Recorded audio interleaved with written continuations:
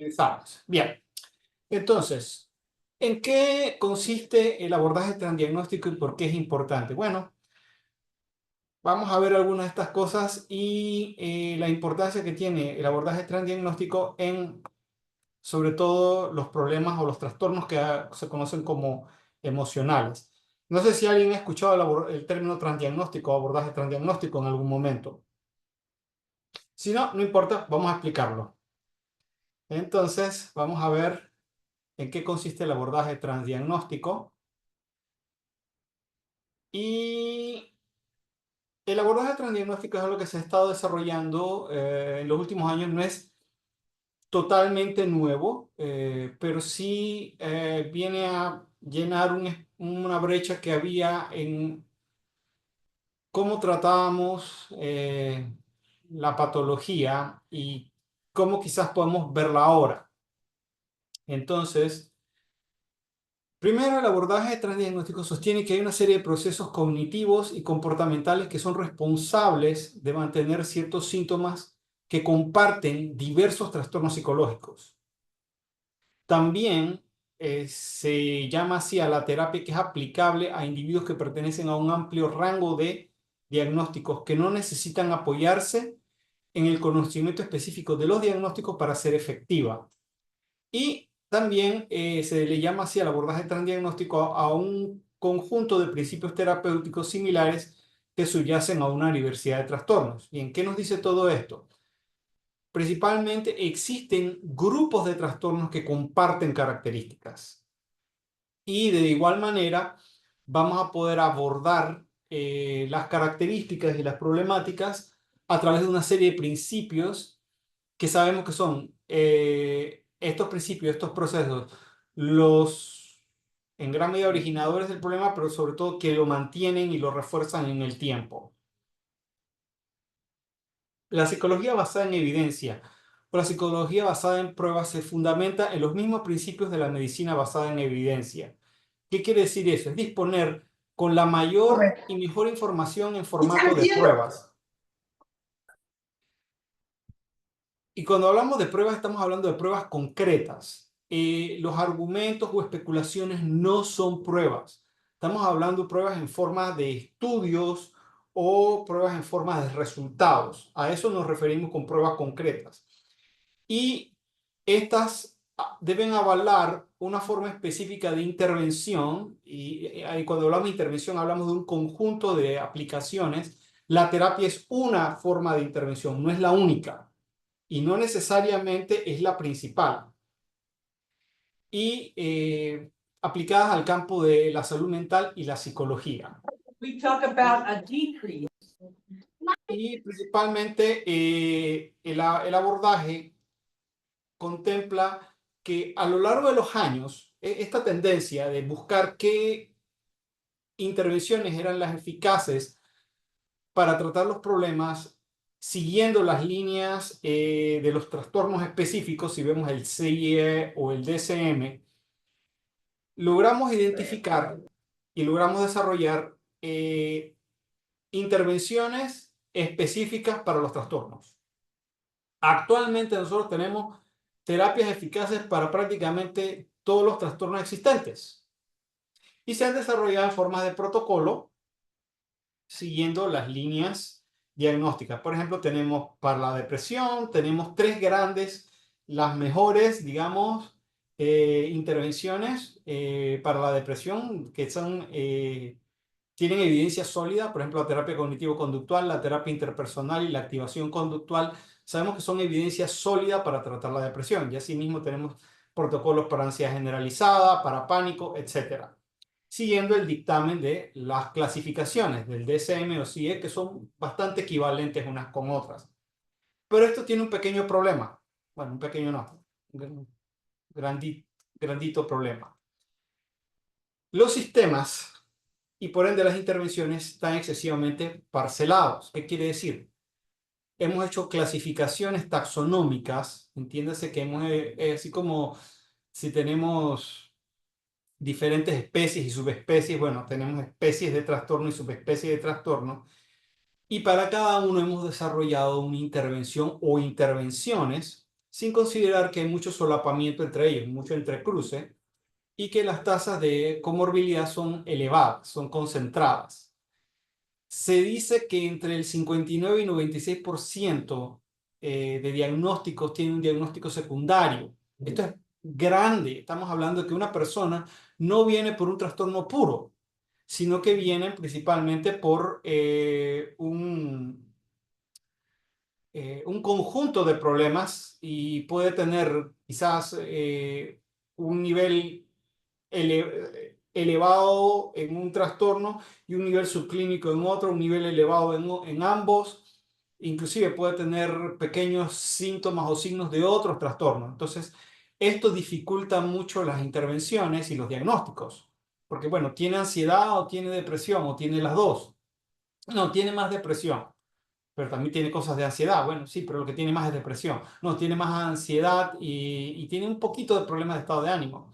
Sabemos que muchos trastornos comparten una serie de características y de hecho son comórbidos. La comorbilidad en la psicopatología es la regla, no la excepción, es la regla. Bien.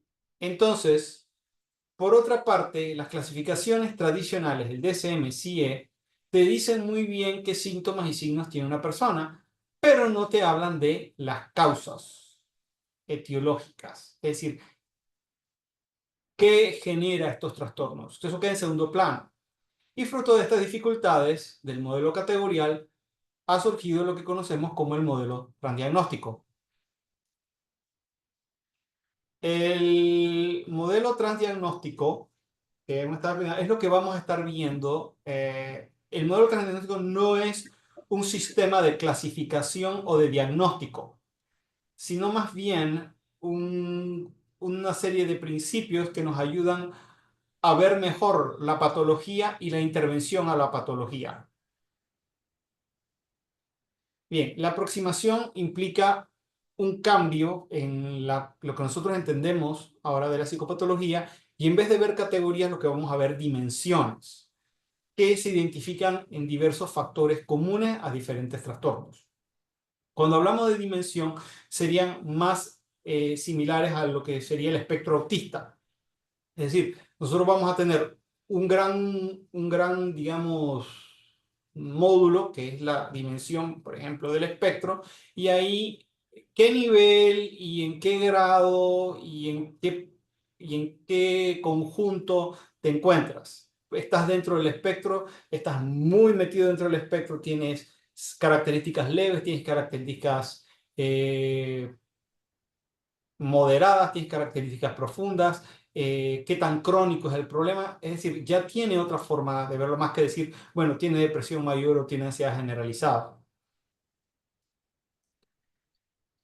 El modelo transdiagnóstico no pretende reemplazar el sistema categorial porque en gran medida todavía lo necesitamos.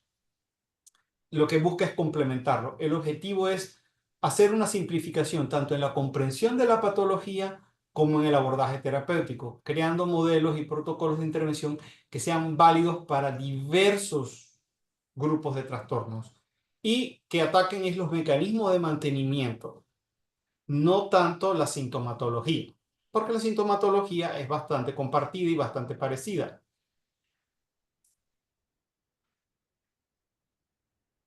Un mecanismo o proceso psicológico es transdiagnóstico cuando está relacionado en su génesis o en el mantenimiento con el conjunto de trastornos mentales. Entonces aquí vamos a ver una serie de procesos que por mucho tiempo se estuvieron estudiando, se dejaron a un lado y ahora se están volviendo a retomar para poder entender mejor los trastornos, sobre todo los trastornos del espectro que llamamos espectro emocional. ¿Qué características tiene el modelo transdiagnóstico? Bueno, primero es una conceptualización dimensional. No es si tienes o no el trastorno, es qué tanto del trastorno tienes o qué características tienes de uno o de otro.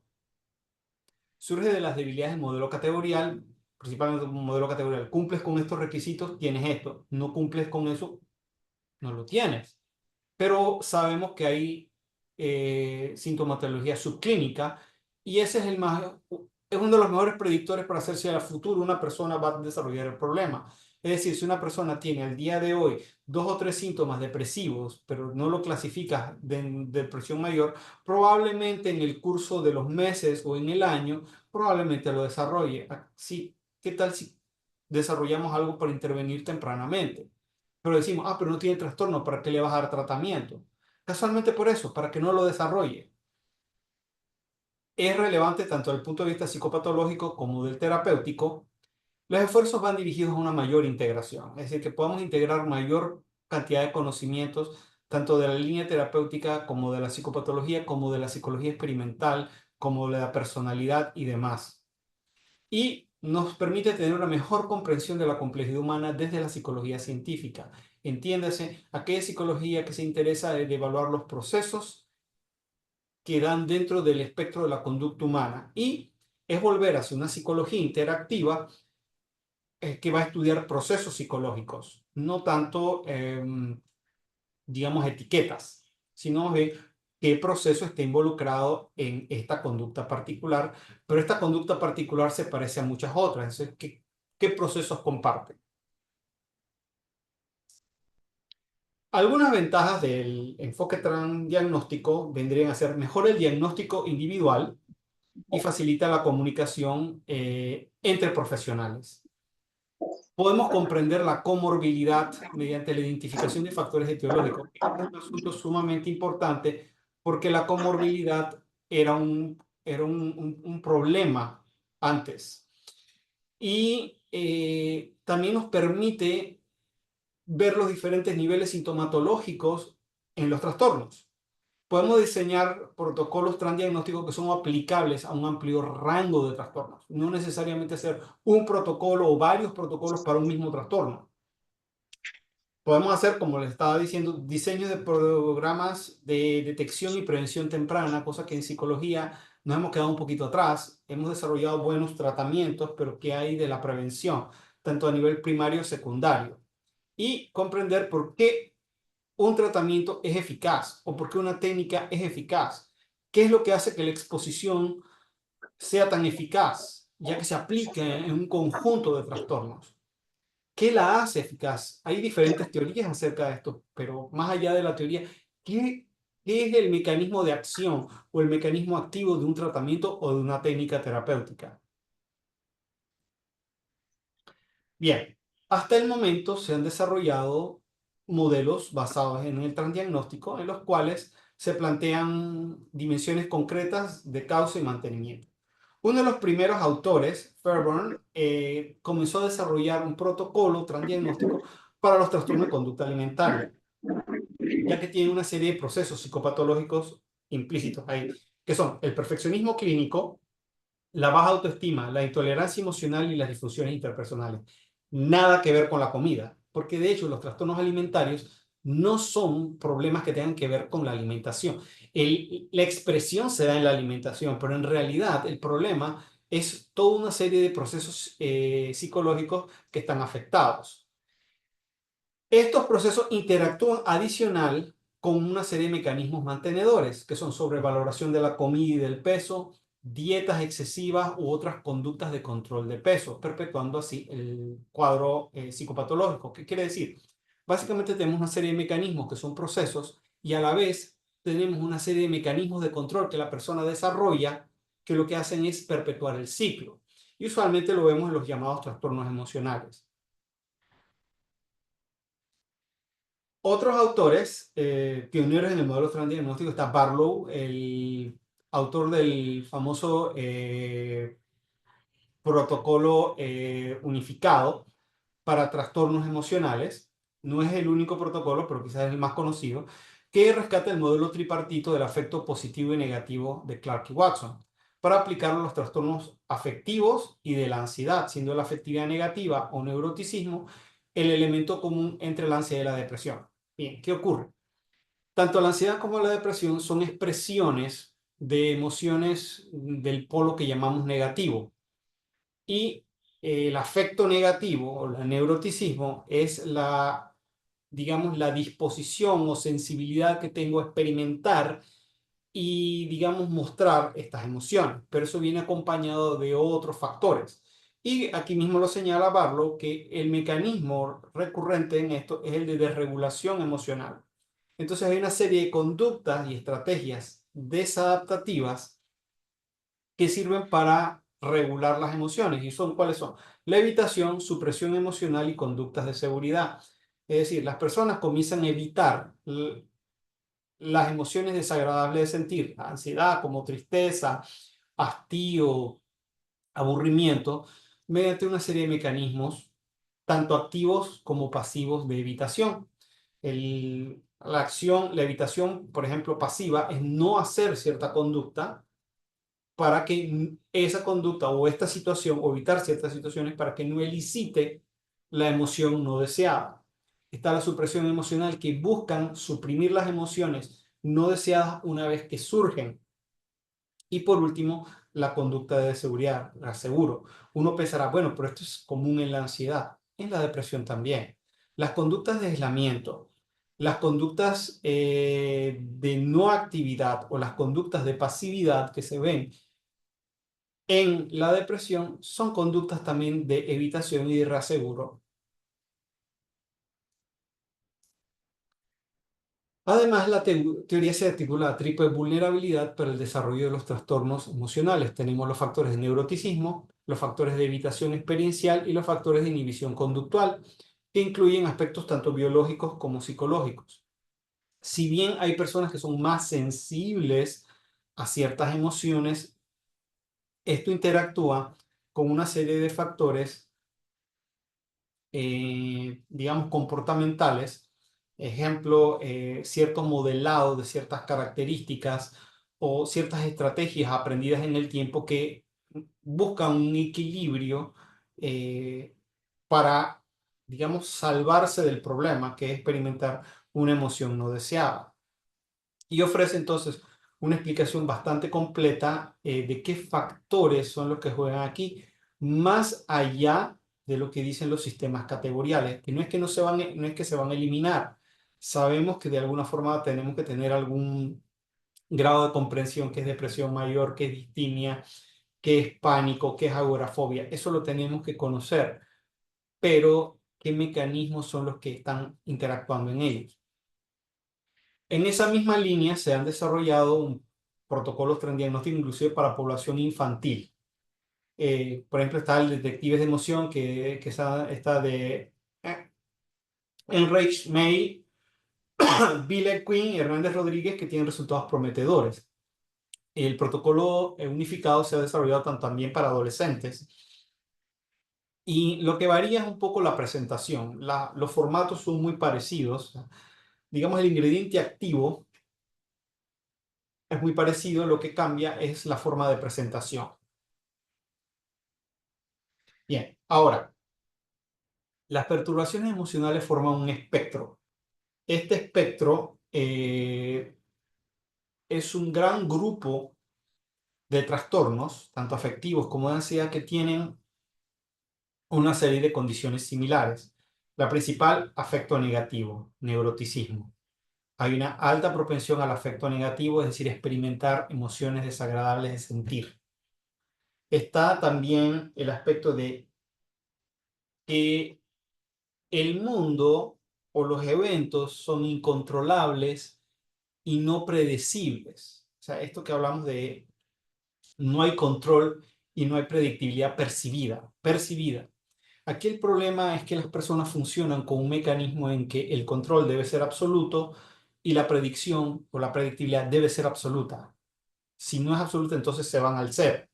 Entonces, por eso se ve como incontrolabilidad o impredictibilidad percibida. Está también la atención autoenfocada, se centran mucho en sí mismos, en sí mismas, intentan suprimir pensamientos desagradables de sentir o desagradables de tener, que están relacionados con emociones desagradables de sentir. Entonces buscan mecanismos de querer cortar el pensamiento. Sabemos que a la larga se produce el fenómeno de no pienses en el elefante blanco. Se produce ese fenómeno, entonces la supresión del pensamiento lo que hace es abonar más a los pensamientos desagradables de tener. Está el pensamiento repetitivo negativo, lo que se conoce como rumia, Sí, la rumia es un severo problema en los factores de mantenimiento y agrava el problema. La rumia, por ejemplo, en la ansiedad puede desencadenar factores depresivos y también más adelante puede aumentar el riesgo de suicidio. Está la inhibición y evitación conductual, es decir, no hacer ciertas conductas, evitar ciertas conductas o inclusive hacer conductas que bloqueen cierto tipo de situaciones. La búsqueda de reaseguro, es decir, buscar mecanismos protectores en el ambiente o en otras personas. La evitación experiencial, entiéndase, no quiero sentir esto, no quiero sentir ni tristeza, no quiero sentir ansiedad, no quiero sentir miedo, no quiero sentir frustración, no quiero sentir nada de esto. Que es desde la perspectiva contextual, la evitación experiencial es el principal problema patológico. O sea, para las terapias contextuales, el problema no es la ansiedad, es la evitación de la experiencia. Y están las creencias metacognitivas desadaptativas. Entiéndase que las personas tienen pensamientos sobre sus pensamientos. Típico ejemplo, si yo me preocupo es que las cosas me importan. Si yo estoy pensando mucho sobre algo, es que ese algo va a ocurrir. Entonces, hay una serie de creencias metacognitivas desajustadas. Bien, ahora veamos algunos elementos que podemos llamar transdiagnósticos que son comunes a los trastornos emocionales. Primero está la atención focalizada a estímulos externos, estímulos internos y obviamente la evitación de estímulos. La atención es un proceso psicológico importante no solo a nivel intelectual, sino a nivel de funcionamiento conductual. Nosotros necesitamos prestar atención a las cosas para poder percibir, poder recordar y obviamente poder fijar los aprendizajes. Sin atención no puede haber esto. Entonces, si nosotros vemos y segmentamos, vamos a ver que hay una atención selectiva, porque la atención, como la percepción y la memoria, también son selectivos. Y vamos a encontrar que hay una atención selectiva hacia estímulos externos inquietantes. Es decir, todo lo que está de mi piel para afuera es estímulo externo. Y ahí es común en los trastornos de la ansiedad en general, todos los trastornos de la ansiedad en general. Y ahí está el TOC, que no es un trastorno de ansiedad, pero sufren de ansiedad. La ansiedad generalizada y el estrés postraumático, que tampoco es un trastorno de ansiedad, pero sufren de ansiedad. Están los trastornos de la alimentación, sí, también se ve ahí. En la depresión, en el trastorno bipolar, las adicciones, el dolor crónico, el trastorno dismórfico, en el insomnio y en la psicosis. Es decir, que todo ese grupo de trastornos comparten con la atención selectiva hacia estímulos externos inquietantes. Está la atención selectiva a estímulos internos inquietantes, es decir, la percepción autoenfocada, donde esto va a estar más marcado. Principalmente eso lo comparten el pánico, la fobia específica, la fobia social y la hipocondriasis o la ansiedad por problemas de salud. También es común en la ansiedad generalizada, dolor crónico, el trastorno dismórfico, en el insomnio y en la depresión unipolar. Entonces van a ver que ya hay un grupo de trastornos que tienen una serie de características similares y que se repiten y que vamos a encontrar la tendencia de las personas con este tipo de trastornos a tener una atención selectiva a los estímulos externos y también a los estímulos internos. Y está la evitación atencional, es decir, evitar prestar atención a ciertos estímulos o buscan atención a fuentes de seguridad. ¿Dónde vemos eso? Principalmente fobia social, fobia específica, pero también es común en la ansiedad generalizada, en los trastornos sexuales, en la depresión unipolar y en la psicosis. Entonces vean la cantidad de trastornos que comparten la característica de la atención selectiva.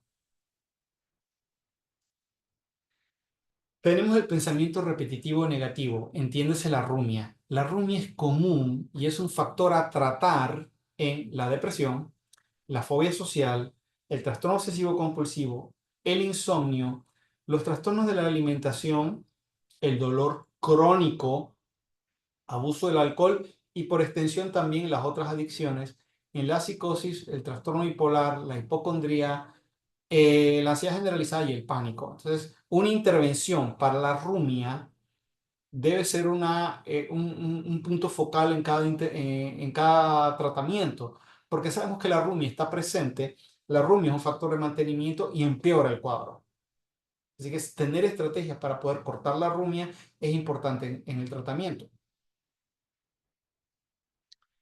Aquí vamos a ver ya mucho más en detalle otra serie de variables que se han encontrado y que son comunes a grupos de trastornos.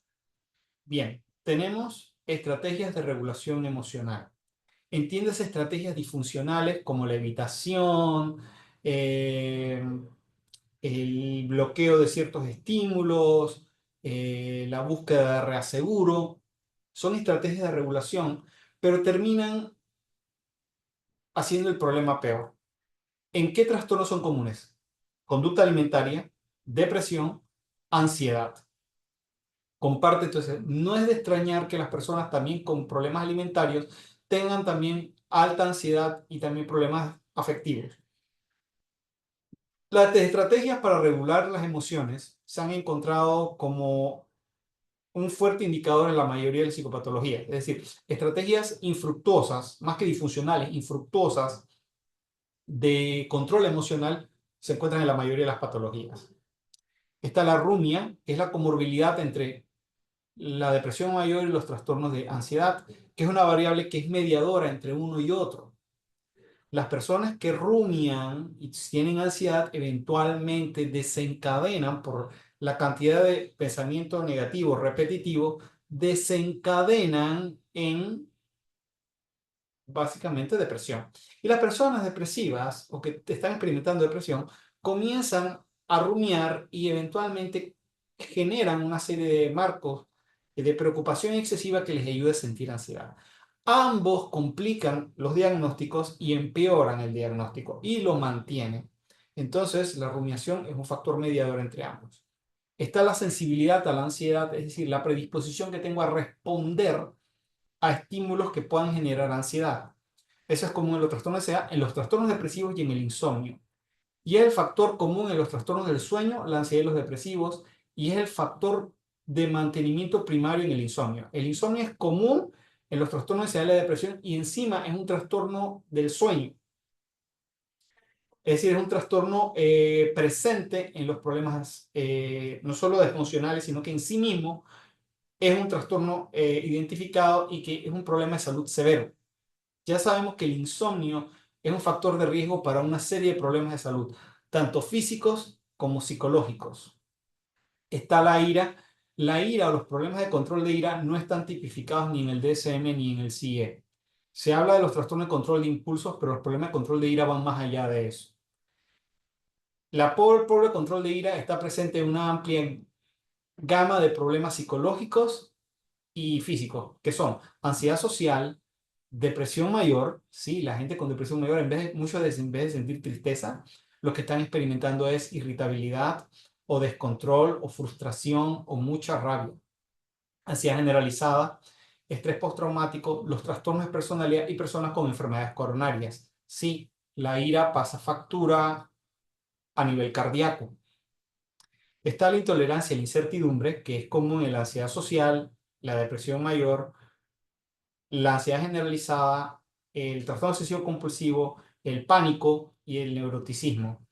Bien, se ha visto en todos los factores que tengan que ver con la afectividad negativa, la intolerancia a la incertidumbre es la principal variable de lo que llamamos ansiedad anticipatoria y media en trastornos como el TOP y el TAC, que básicamente son dos manifestaciones ante la impredictibilidad. Básicamente, intolerancia a la incertidumbre es no puedo predecir al 1000% el futuro o no puedo predecir al 1000% los resultados. Por ende, las estrategias son rumiar, preocuparse, buscar reaseguro excesivo o buscar certeza excesiva, lo cual complica los cuadros. Y están las intrusiones mentales. Entiéndese pensamientos intrusivos, que pueden ser obsesiones, pueden ser flashbacks, pueden ser recuerdos no deseados, pueden ser obsesiones o preocupaciones. Ahí tenemos el TOC, la ansiedad generalizada, el estrés postraumático, los trastornos de conducta alimentaria, el insomnio, trastornos sexuales y la psicosis. Entonces, no solamente están los trastornos, digamos, los trastornos con las características, sino también están las conductas de eliminación, básicamente compulsiones, conductas de bloqueo, conductas de reaseguro o conductas de evitación. Entonces, van a ver que una amplia gama de trastornos comparten una serie de características que muchas de estos procesos pueden trabajarse a nivel de estrategias comportamentales efectivas.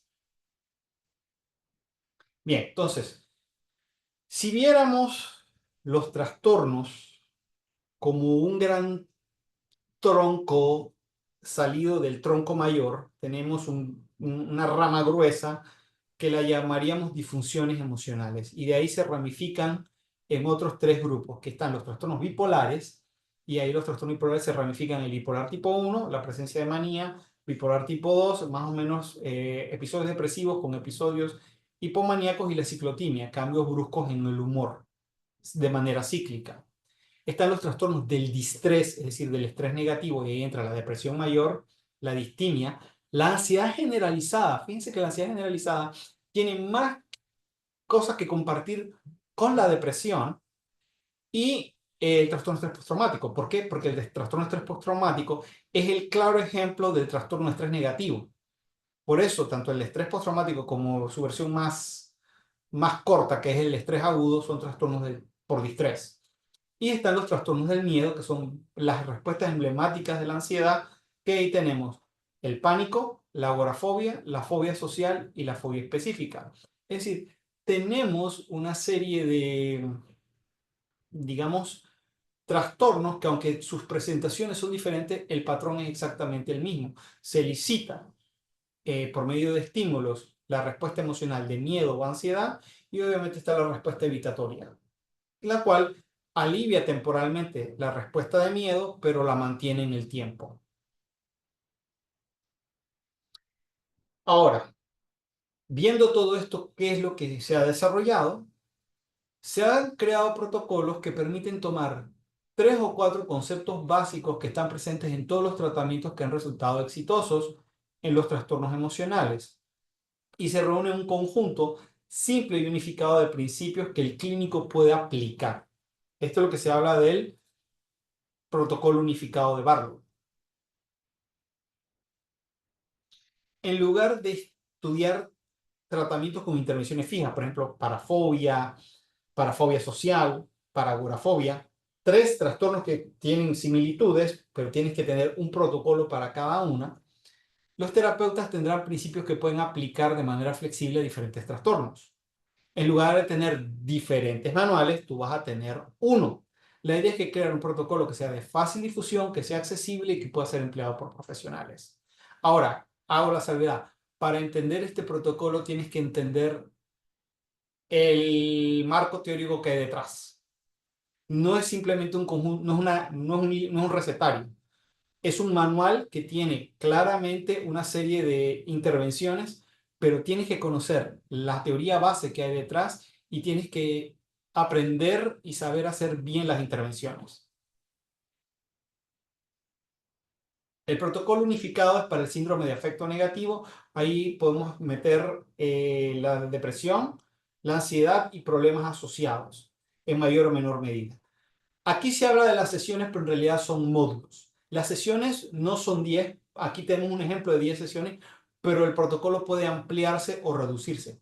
También es posible sacar algunos principios del protocolo y aplicarlos de manera individual. El protocolo se puede aplicar de manera grupal o de manera individual. Entonces tenemos la primera parte, que es la psicoeducación, que vamos a enseñarle al consultante o la consultante las bases del problema. No necesariamente vamos a hablar de un trastorno en sí, sino de las expresiones emocionales del problema, vamos a llamarlo así. Entonces, después de ahí viene la reevaluación de cogniciones emocionales, es decir, hacer el trabajo cognitivo. No necesariamente es cambiar pensamientos, sino que las personas puedan aprender a reevaluar y cuestionar los pensamientos que vienen. Está la prevención de la evitación emocional, es decir, comenzar a buscar lo que la persona hace para querer bloquear las emociones desagradables de sentir y comenzar a reenfocarlos a otro lado. Y por última parte está la exposición, es decir, hacer exposición a los estímulos que generan los efectos emocionales. Y de ahí trabajamos hasta que se llega al final, que es la prevención de recaídas. ¿Qué cosa tiene que hacer la persona para mantener lo ya logrado? El protocolo puede ampliarse o disminuirse dependiendo de la necesidad. Ahora, ¿cuáles son las ventajas y desventajas de un abordaje transdiagnóstico? La principal ventaja es que podemos entender la comorbilidad, se generaliza el conocimiento y los efectos terapéuticos suelen ser más extendidos porque abarcamos más cosas con una intervención.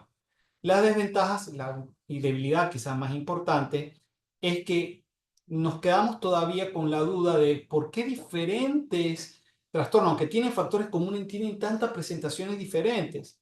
Es decir, todavía nos falta mucho por saber qué es lo que genera esta diversidad de sintomatología, teniendo en cuenta que tienen factores comunes muy compartidos. Porque en unos se manifiestan así, en otros se manifiestan de otra manera. Obviamente esto requiere más estudio. Entonces, en el balance, lo que podemos ver es que primero hay que entender que es una herramienta útil para reducir el malestar de las perturbaciones emocionales y pueden ser adecuados complementos para los tratamientos, no necesariamente su reemplazo. Y se pueden aplicar simultáneamente para mejorar generalidad de resultados, reducir recaídas, manejar comorbilidad y pueden aplicarse antes de otros tratamientos para darle a la persona habilidades genéricas para poder tratar diferentes problemas clínicos. Entonces, en un balance, el abordaje transdiagnóstico nos permite hacer quizás mejores aproximaciones desde el punto de vista psicopatológico, desde el punto de vista de intervención. Tengamos en cuenta que no todas las intervenciones son terapia. Terapia es una intervención de alta intensidad y algunas personas quizás no necesiten alta intensidad, sino mediana intensidad, y hay ciertos tratamientos enfocados a eso. Y algunas personas no requieren alta intensidad o mediana intensidad, sino una intensidad más moderada, mucho más moderada. Por ejemplo, personas que solo tengan ciertos aspectos fóbicos y no hay otros componentes emocionales, quizás podemos tomar ciertos elementos muy concretos para tratarlos. Eso está a criterio de el consultor o la consultora que trate a las personas. Es decir, esto, aunque es una herramienta útil, tiene que usarse con criterios clínicos bien establecidos. El nivel de severidad que tiene la persona, el nivel de cronicidad que tiene la persona, cuál es el nivel de deterioro y qué tantas áreas están afectadas. Bueno, hasta aquí la presentación. Igual estamos abiertos para lo que sería preguntas o respuestas, si hay algo que quisieran que se ampliara o quedaron dudas o hay algún tipo de consulta. Ahora es el momento.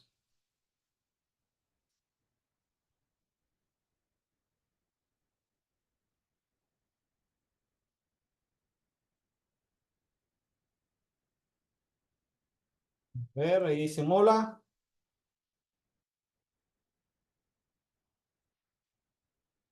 Las preguntas las pueden hacer, si desean pueden abrir el micrófono, pueden escribirla en el chat.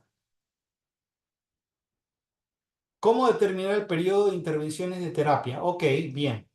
Lo primero que tienes que ver es si la persona tiene un nivel de severidad que puede ir de lo subclínico a lo grave. Ese es el primer criterio. Está a nivel subclínico, es una cosa, está a nivel grave, es otra. Lo otro es la cronicidad. ¿Qué tanto tiempo? Esto es un episodio que ha durado unos meses. Esto es algo que ya tiene un año y no ha parado. Tiene 2 años y no ha parado. La persona ha tenido par de episodios, pero con remisión completa entre los episodios. Eso más o menos te está diciendo. Y lo otro es el nivel de deterioro. Esta persona se le ha afectado el trabajo, se le ha afectado la relación familiar, se le ha afectado el funcionamiento a nivel educativo. Entonces, dependiendo de eso, tú dices, bueno, una persona que tiene un nivel subclínico y solamente es un episodio de los últimos meses, quizás la intervención no tiene que ser de tan alta intensidad. Esta es una persona que está afectada de manera moderada, pero esto ha pasado por 2 años sin remisión. Eso no puede ser de 8 sesiones, tienes que darle más tiempo. Y si la persona ya es un factor crónico, por ejemplo, hay personas que han tenido agorafobia por 10 años y no ha habido remisión. Aunque los protocolos te dicen que en 8 sesiones tú puedes exponer a la persona y sacarla, eso no lo vas a hacer en 8 sesiones. Te va a tomar tu buen tiempo. Aunque el protocolo lo vas a usar, pero digamos una persona con un trastorno tan crónico y que ha estado tan afectada, no esperes que en 8 sesiones mejore de una vez. Y también a ver si la persona requiere también medicación, si requiere también atención comunitaria, porque tengan en cuenta que las personas también tienen afectaciones a nivel psicosocial. Entonces son cosas a considerar. No sé si con eso te contesto la pregunta.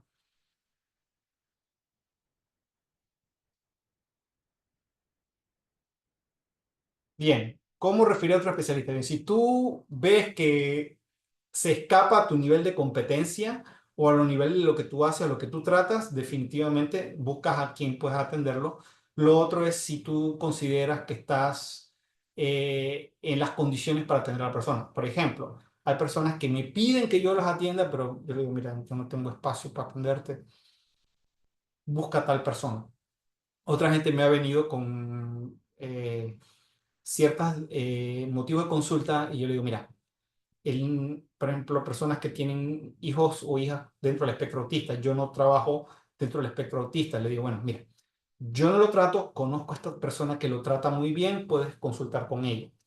Otro tipo de problemas, por ejemplo, problemas de pareja, yo digo, yo no soy terapeuta de pareja, pero te recomiendo a tal persona que trabaja muy bien esto. Entonces, conocer tu nivel de experticia y ver qué puedes abordar.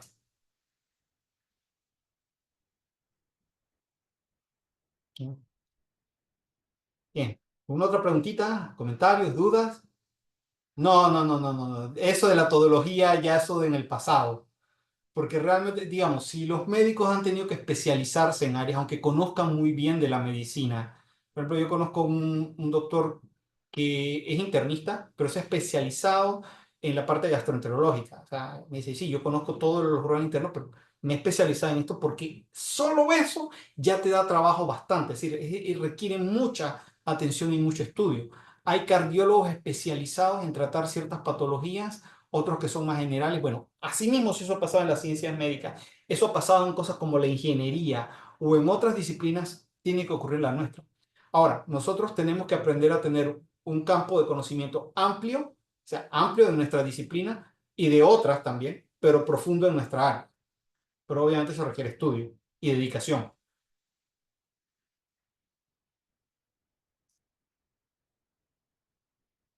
A ver, preguntas, dudas, todavía tenemos tiempito para responder algunas.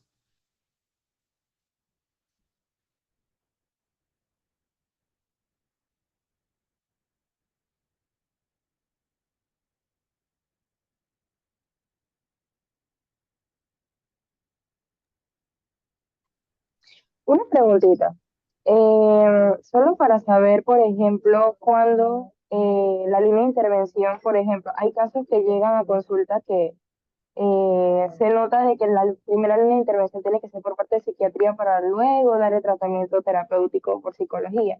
¿Cómo tener como esa línea delgada para poder detectar qué caso se aplica para ese tipo de abordaje? Bien, una cosa importante saber, la atención psicológica para la gran mayoría de las patologías es necesaria, por no decir todas, pero no necesariamente es la primera línea de intervención. Por ejemplo, si te llega una persona en franca psicosis o muy descompensada, no la vas a poder dar atención psicológica.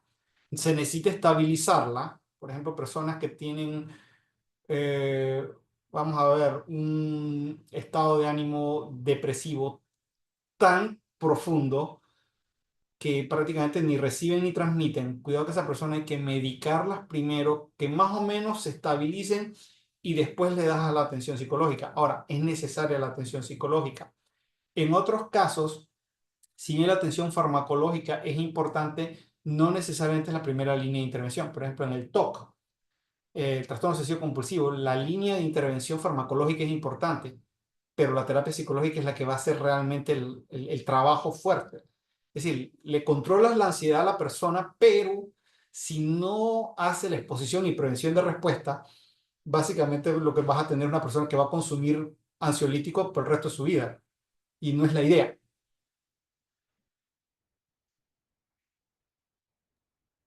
Una consulta. Sé que te pregunto, no, pero me genera muchas dudas, ¿no? Por ejemplo, una preguntita, mire, lo que sucede es que muchas veces también y he notado bastante esto en consulta, que por parte de medicina general se está como refiriendo tomar medicamentos a los pacientes. Entonces, muchas veces automáticamente refieren a psiquiatría.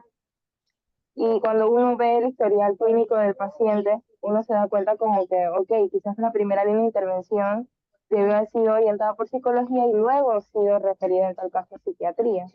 ¿Qué hacemos en esos casos donde vemos que medicina general toma como esa iniciativa? Bien, tenemos en cuenta que nosotros tenemos un sistema que da prestaciones médicas y dentro del sistema de prestaciones médicas, los médicos generales son los que van canalizando al especialista. Bien, dentro del campo de la atención de salud, lastimosamente, lo que menos se conoce, ahora hemos hecho grandes avances, pero lo que menos se conoce son las necesidades de salud mental. ¿Ya? Ahora quizás ciertos médicos generales o ciertos cardiólogos se han dado cuenta que personas que vienen con una serie de problemas de la presión o aparentes problemas de la presión o con mucha taquicardia, pero les hacen los exámenes y se dan cuenta, pero esta persona no tiene una cardiopatía, lo que tiene es ansiedad. Han aprendido a detectarla y referir, pero en el sistema de prestaciones, como todo se maneja dentro del modelo más médico, se manda a la persona para que tiene depresión, bueno, que la mediquen. Sí, quizás lo necesite, pero no es lo único. Entonces aquí lo que necesitamos nosotros, los psicólogos, es hacer más psicoeducación, no solo a la gente, sino a los sistemas, para entender que la salud no es simplemente tomar medicamentos. La atención en salud debe ser una integración de todos los profesionales que trabajemos, ni hablar de las necesidades psicosociales, por ejemplo, empleo, vivienda, espacio que esté limpio, cosas tan aparentemente básicas como la higiene es un factor de salud preponderante a nivel psicológico, a nivel físico, a nivel social. O sea, una persona que no esté limpia no solamente es un problema de salud físico, es un problema de salud en todo sentido. O sea, cosas tan básicas como esa, nosotros tenemos que comenzar a darle la importancia. Entonces, entre más psicoeducación hagamos, entre más veamos que nosotros no somos simplemente personas que evaluamos la inteligencia o simplemente, ay, tiene ansiedad, llévalo al psicólogo. No, trabajamos a nivel de salud, somos una ciencia de la salud. Entonces, independientemente del área, porque en el área industrial y el área educativa, aunque hay otras funciones, también es área de salud. Entonces, tenemos que poder ser promotores de esto. Entonces, de esa manera, quizás los patrones puedan ir cambiando. Gracias. ¿Ok? Creo que nos queda espacio para una preguntita más, un comentario más.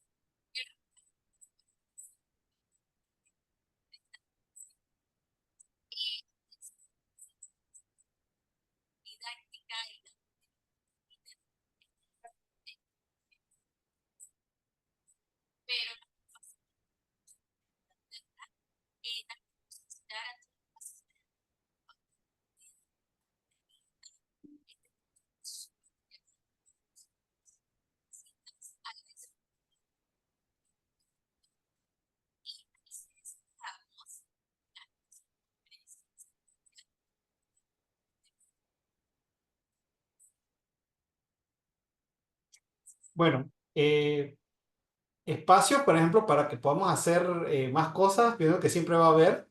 Así que podemos tener alguna segunda parte o ampliación de algunas cosas más adelante.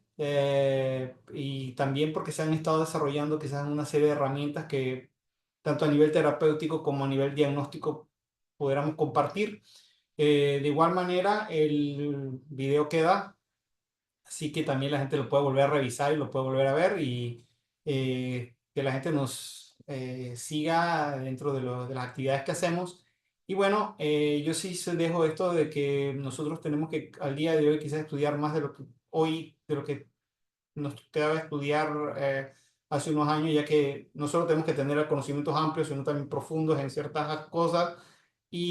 Pero las cosas también han cambiado, o sea, actualmente hemos ganado prestigio y esperemos que lo sigamos ganando y lo sigamos manteniendo. Ya nosotros somos una profesión aquí en Panamá que ya es vista con otros ojos. Tenemos que seguir trabajando por eso.